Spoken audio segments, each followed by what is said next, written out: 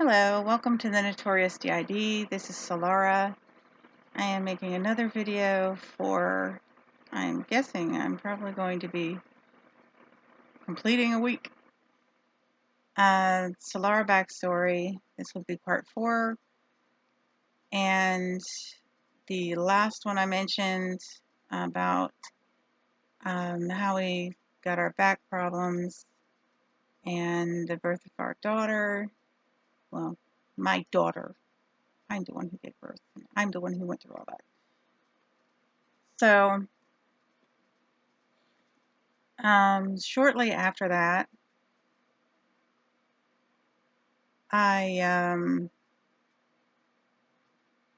had a lot of issues and everything, and I decided, because of everything that was going on, I had a lot of problems with her dad during all of that time. Well into she was born in August, and that was well into the first part of the following year. For some ungodly reason, still in the back of my head, because I was raised without an actual biological father or any father after my grandfather died. The body was, and I was by that point intent on I was whatever or whoever the body was. I was not my individual self, because I was, regardless of where I thought I had come from or didn't, I was now officially part of, this was my body. This was my life. So it was mine. The background was mine. Everything was mine. And I had no knowledge of being part of a D.I.D. system at that point anyway. Even though I had suspicions because of interjections by Laura and things like that something was different. But I believed in it was my life, and it was me, and that was pretty much it. So I made, that was my cat, Lily Bella. I made the bad decision to marry my daughter's father, even though nothing had really worked out too well with us. But I wanted him to be an active part of her life, and thought I would attempt to build a family. And nothing was working out in Las Vegas, and I didn't feel that that was really a good place to raise my daughter. So I decided that we would go back to South Carolina. My grandmother had temporarily been out in Vegas with us, and then I decided that it would be a good idea to go back to South Carolina to her. And so myself, my daughter's dad, my daughter Kay, and another family member, we all loaded up in my daughter's dad's van and headed out. Well, my daughter's dad's van didn't work too well, but I thought he told me it would make it. We didn't get too far at all. We got to Arizona, and it kaputted. I was pregnant for another time during this situation, and I was the only one with a driver's license. So when the van went kaput, we had to get I decided for us to get, rather than be trapped and a circumstance or situation as to where we were, I decided it was a good idea to get a U-Haul. And so to get the U-Haul was a couple of miles out. I was the only one with a driver's license, thus I'm the one who had to get the U-Haul. So like I say, I was pregnant again, and I had to do the couple of mile walk to get the U-Haul, and I got the U-Haul, and we loaded everything into the U-Haul and started off with that to head to South Carolina. And during that process, because I was high risk anytime I got pregnant, I did have a miscarriage. Still to this day, I personally still hold a grudge toward my daughter's dad and Kay for the miscarriage, because of it taking place after I had to walk I don't know, it was 2 or 3 miles, because I was the only one who had a driver's license. I can't say for certain that it wouldn't have taken place if I didn't do that, but I can say for certain that it probably played a major role.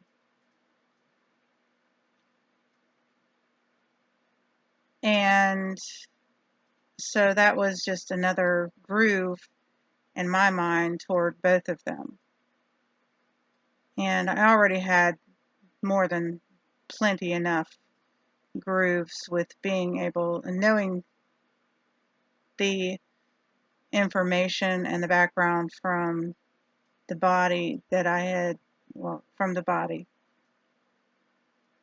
I knew I had access to most, if not all, I had access to most of the memories and information. So I already had a disdain and a dislike and a disgust for Kay. And I guess you can kind of figure out that Kay is one of the major reasons that all of these circumstances have taken place. If you go by what professionals say, things like that, all of these things with dissociative identity disorder, she's a major role in it. Major role. So we got back to South Carolina, and I kept trying to make a better life for my daughter. I didn't want my daughter around Kay because I obviously had a disdain for her. I wanted that limited. And my grandmother, although my grandmother was very good at helping you when you needed it, and financially trying to help you and things like that, my grandmother also was very how shall I put it? My grandmother was not an extremely nice individual. She liked to argue. She liked to put you down. She liked to take other people's sides, especially if they were male. I won't even say it's basically because of the era that she came from. I will say of her choosing, she felt that males were of more importance than females, and that males were above females, even though she was a female. Never quite understood that. But there was always that lacking as far as she was concerned, because I was a female. I would be the first one to be there to help her and do anything for her, but that just didn't matter because I was not a male. The males that did nothing for her and treated her like garbage, they were the golden child. They were the best in the world. It didn't matter to her if they treated her like crap. They were still treated better by her. So in the back of my mind, there was always a thing of where I kind of wanted limited access for my grandmother to my daughter too. She would continuously, her and Kay would continuously, that's the only thing they ever agreed on, because they never got along, but they would always agree on working together against me. That was a given. That's the only time they'd agree on anything, is if they were going to cause trouble for me or work against me, or that's it.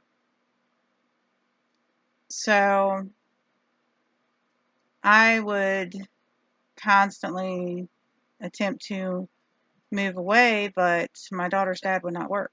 And I was the sole support, so I was continuously drawn right back to South Carolina and the house and the circumstance. And because my daughter's dad was a male, it was my fault. Everything was my fault as far as my grandmother was concerned. And Kay was just she's always a problem, period. She loves creating havoc and just problems, chaos creator, is what she is. And so I was taking care of all of my grandmother's bills and everything too, because as it went, she started to get blind.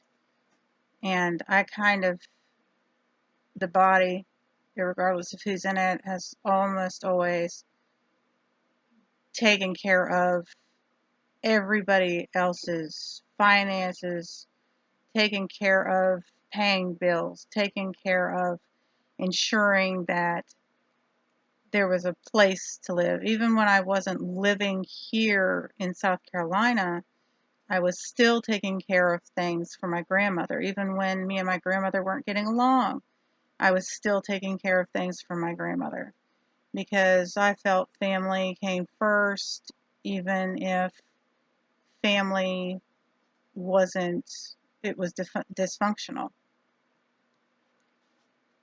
So I would continuously, at one point I moved back to, originally we came from Ohio, Columbus, Ohio, and at one point I moved back to there and started college. And I really thought everything was going to go well, but like I say, trying to do advanced courses in college and having a 3-year-old at that point and having to do all the work because her father would not work, it made it impossible. Ended up back down South Carolina. Went to New York.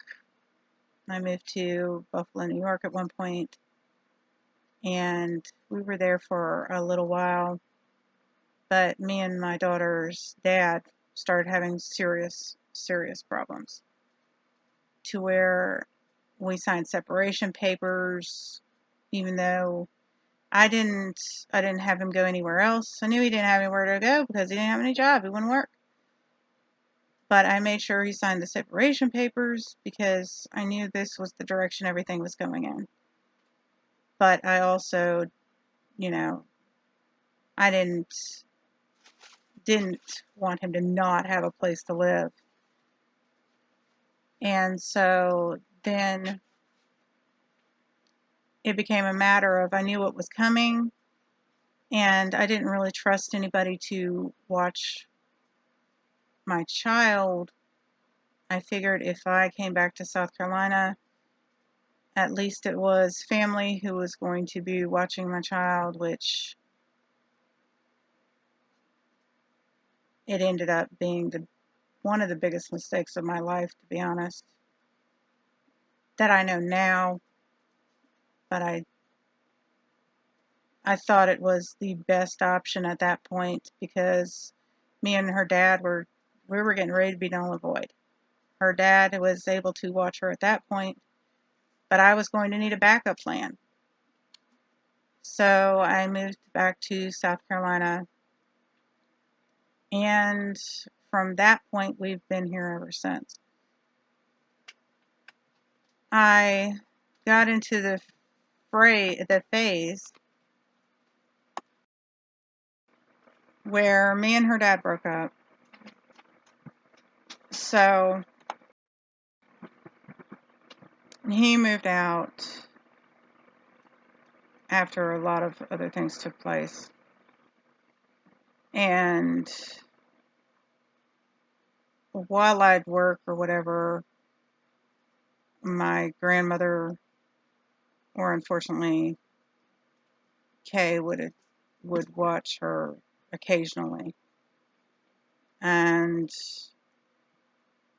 occasionally her dad would watch her.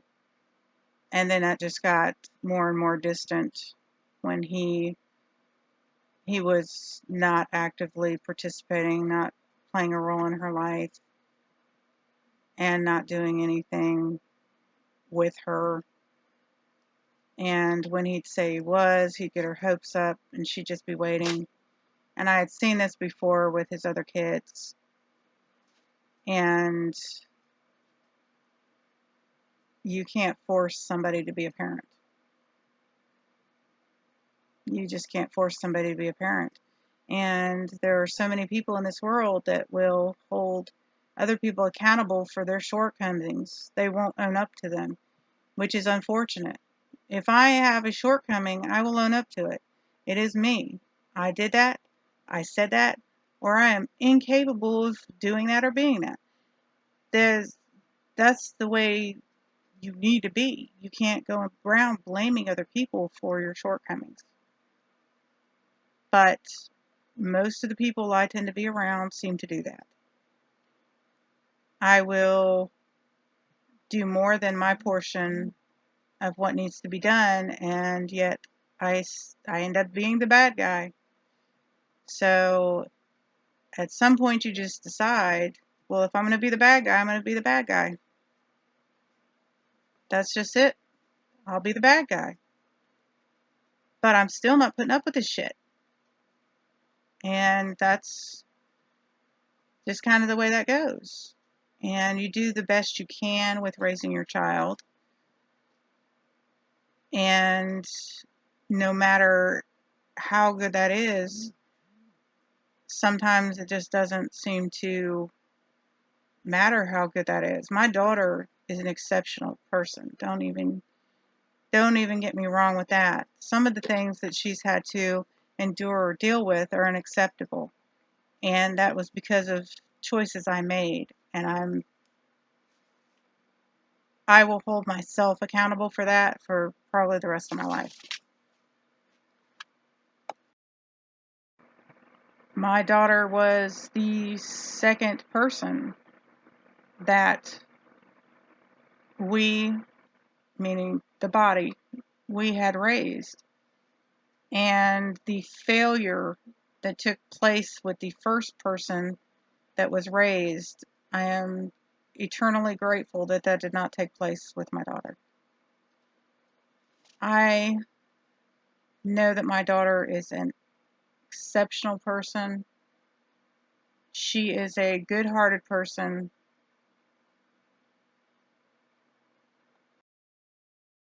She was around 8 years old when me and her dad broke up and when all that started. And being the parent that's there, of course, you're the parent that's at fault and you're the parent that has to go through that with your child. And you have to help your child through that. And coming out the back of that, now that she is an adult, she understands now. And she understands how, obviously, she can see the circumstances from an adult point of view and realizes the reasoning behind why I kept her away from Kay. Because when she was younger, she didn't understand. She understood the reasoning why I distanced her from my grandmother, because my grandmother made no bones about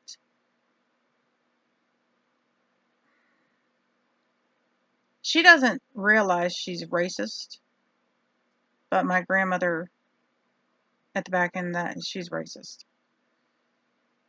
She was born and raised a white woman in North Carolina. I'm not saying that that's specifically the reasoning behind it. I do know that the bulk of her siblings were racist as well. And my daughter, I am black and white, and my daughter, her dad was black, so my daughter is obviously has a darker skin tone, and she has more coarse hair. My hair, I get puffy, which right now I don't have because I keep my hair in braids to keep it this way more so. But my natural hair is puffy, and hers is more coarse. And my grandmother would say stupid things that led my daughter to not want to be around her. And it's unfortunate because at the time I really wanted my daughter to have more to do with her, but I understand. I definitely understand. I mean, my grandmother's one of those people that she would say stupid things like, "Does water roll off of your hair?" Are you fucking serious? Pardon my French. Just the stupidest friggin' things. Or "let me touch your hair." That this is your great granddaughter. You know, get some respect, get some sense. And I loved my grandmother and still do, but I still know her shortcomings. And I still acknowledge the fact that she's not that nice of a person. And the older I get, the more I really kind of see that maybe, maybe she never was, but she also, like I said, was always there for me, no matter what. Even if not emotionally, she was there when I needed her to be if I got in a bind and things like that.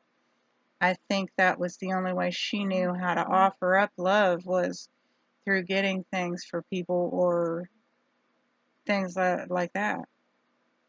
It's unfortunate, I feel, for her too, because she never truly knows how to care about somebody if that's the way that you look at things. To me, she doesn't. And Kay has an incapability of doing anything but being a self-serving bitch. There's so much to that that eventually I will cover, or Laura will cover. But